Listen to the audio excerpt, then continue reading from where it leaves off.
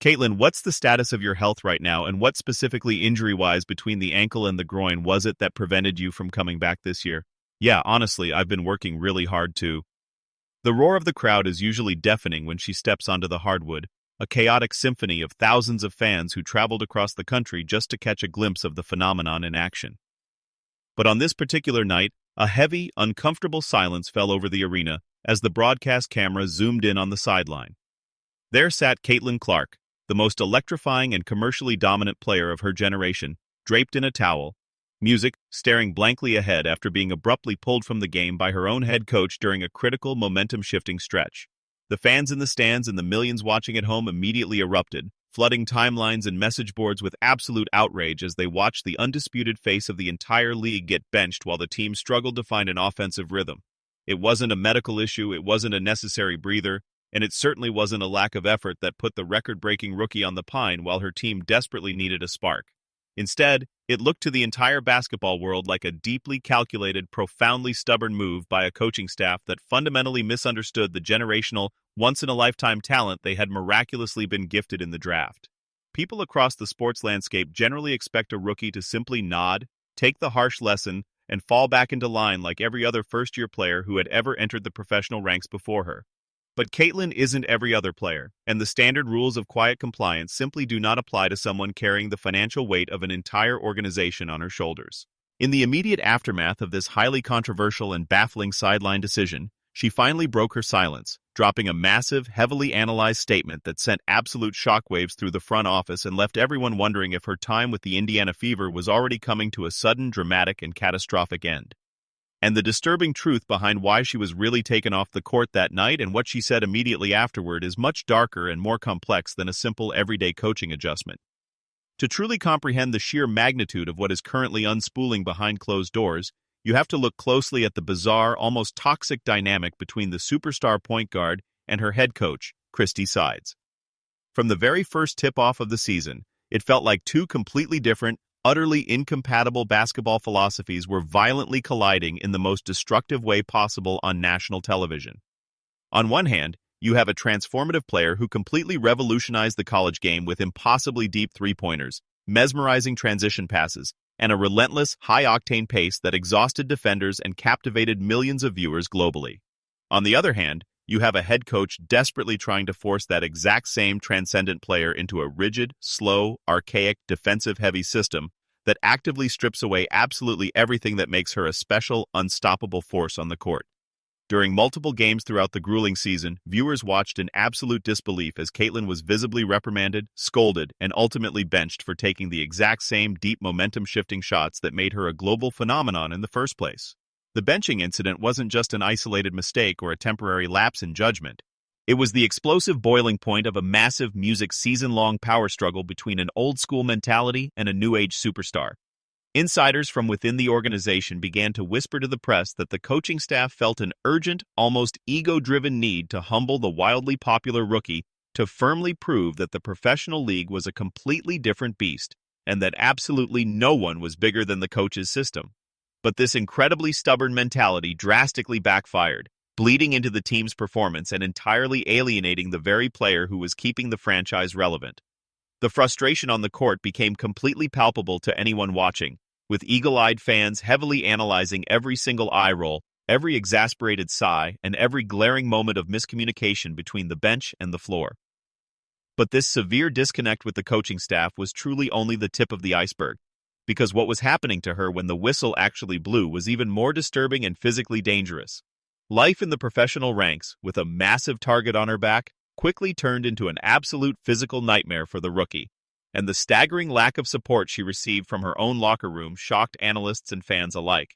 Night after relentless night, she was subjected to brutal, bone-rattling screens, unnecessarily late hits, and blatant cheap shots from opposing players that somehow went entirely ignored by the referees who were supposed to be protecting the players. Opposing veterans seemed to make it their personal, deeply vindictive mission to welcome her to the league in the harshest, most punishing way legally possible, treating her less like a fellow competitor and much more like a human punching bag. But the most alarming and controversial part of this hazing wasn't just the blatant physicality of the hostile opponents. It was the completely deafening, terrifying silence from her own squad when she was repeatedly knocked to the hardwood in the early, highly scrutinized months of the season.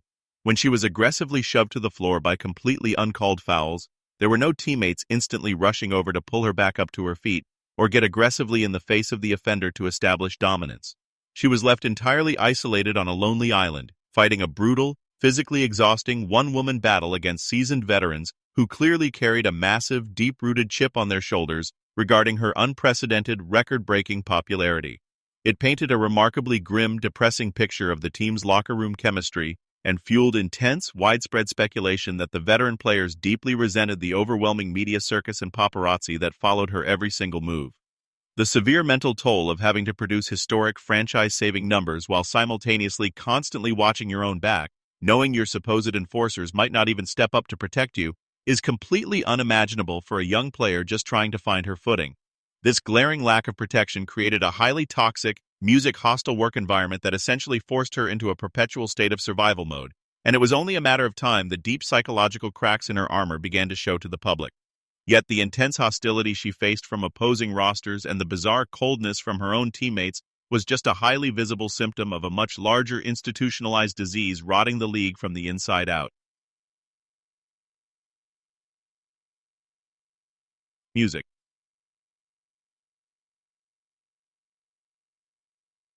The harsh, undeniable reality of this entire situation is that the deeply entrenched basketball establishment was absolutely never truly ready for someone to completely eclipse them in popularity, and they allowed their bitter jealousy to dictate their public actions. Music. You could clearly hear the resentment brewing in the heavily passive-aggressive comments made by former basketball legends during national television broadcasts, the constant exhausting downplaying of her historical impact, and the sheer, stubborn reluctance to give her any actual credit for the massive financial boom the entire sport was suddenly experiencing. But the ultimate, unforgettable slap in the face came directly from the highest levels of the sport's national committee when the Summer Global Games approached. Despite single-handedly driving record-breaking television ratings, completely selling out massive arenas nationwide, music, and being the sole catalyst for bringing private charter flights to a league that previously adamantly refused to fund them, she was shockingly and unceremoniously left completely off the national team roster. The establishment desperately claimed to the angry press that it was purely a matter of veteran experience and specific roster fit. But, to the rest of the viewing world, it looked exactly like a blatant, coordinated attempt by the old guard to keep her firmly in her place and deny her the ultimate global stage. This massive rejection was a catastrophic turning point in her relationship with the basketball world, signaling to her that no matter how many expensive tickets she sold, and no matter how many legendary records she shattered, the entrenched establishment would always view her as an unwelcome outsider disrupting their comfortable club. Imagine carrying the entire economic weight and future viability of a professional league firmly on your own two shoulders, only to be bluntly told you simply aren't good enough to sit at their most prestigious, globally televised table. Music. This profound, highly publicized disrespect fundamentally shifted something deep within her mindset, completely altering how she viewed her employer and her future in the sport. The unwavering, almost naive loyalty she initially brought into her professional career began to rapidly wane, quickly replaced by a cold, highly calculated realization that she desperately needed to prioritize her own brand and mental health because the institution certainly wasn't going to do it for her.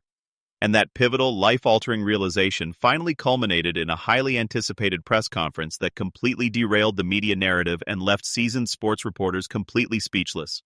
Following a grueling, physically draining stretch of games and yet another highly controversial moment of being unjustly sidelined by her coaching staff, she sat heavily in front of the blinding media microphones and finally let the polished, PR-friendly facade drop entirely. Music. She absolutely refused to offer the usual highly sanitized, aggressively trained answers about trusting the long-term process, executing the coach's vision, or focusing on team unity.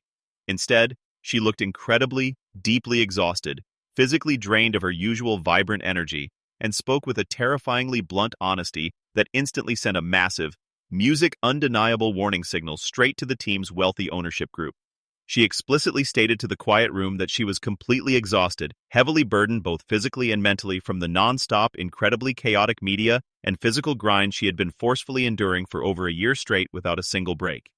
She deliberately mentioned desperately needing to step away from the game, to completely disconnect from the deafening outside noise, and to deeply, carefully evaluate exactly what was best for her own personal future and long-term well-being.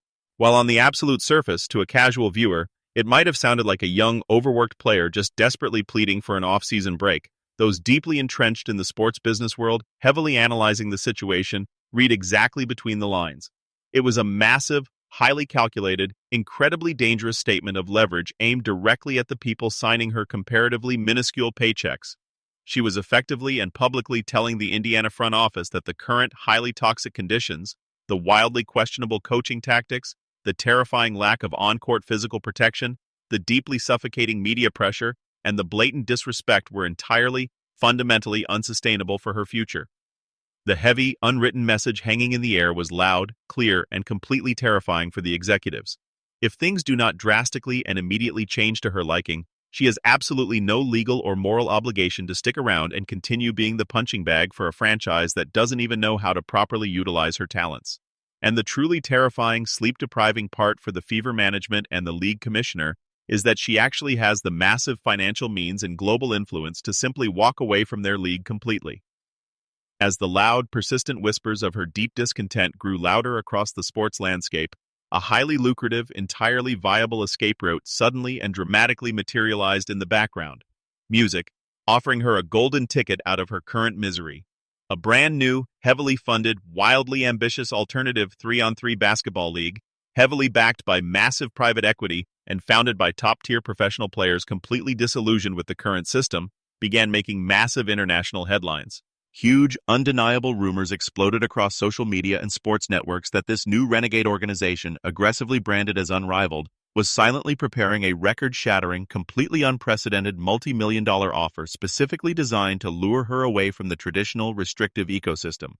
This massive financial proposal wasn't just about playing a few casual off-season games to stay in shape. It was about presenting a completely different, vastly superior reality where she would be treated like the global icon she actually is. In this new, highly disruptive league, she wouldn't just be a severely underpaid employee. Music. She would reportedly have a massive, life-changing equity stake in the company, absolute, undisputed creative control over her own personal brand, and a hand-picked roster of players who actually desperately wanted to play alongside her, rather than tear her down out of spite. The staggering financial package allegedly being prepared behind closed doors completely dwarfed absolutely anything her incredibly restrictive, embarrassingly low-paying current rookie contract could ever possibly provide in a lifetime of playing. Suddenly, the entire power narrative surrounding her future flipped entirely upside down, sending absolute shockwaves through the traditional basketball establishment. The terrifying threat of her actually leaving the Fever wasn't just angry, delusional fan speculation or internet message board gossip anymore. It was a legitimate, heavily funded, highly realistic possibility backed by billionaires. She could simply choose to completely ignore the heavily flawed traditional path, take the massive generational payout, and comfortably play in an exclusive, highly protected environment that actually respects and worships her undeniable star power.